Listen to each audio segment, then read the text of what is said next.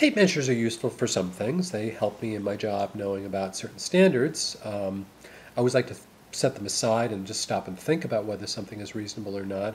But in this case, what I'm looking at is I'm looking at one of the dimensions of a squarish handrail. I was also measuring the distance from the rail to the wall.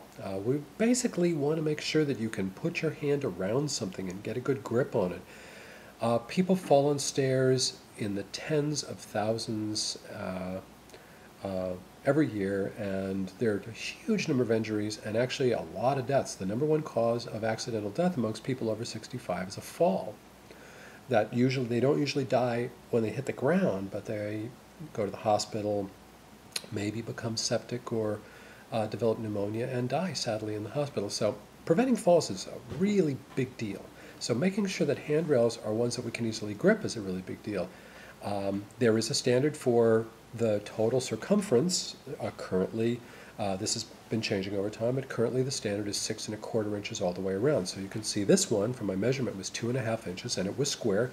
So we know that it was 10 inches all the way around this thing, way beyond what most people with typical sized hands will be able to really grasp and stop themselves from falling.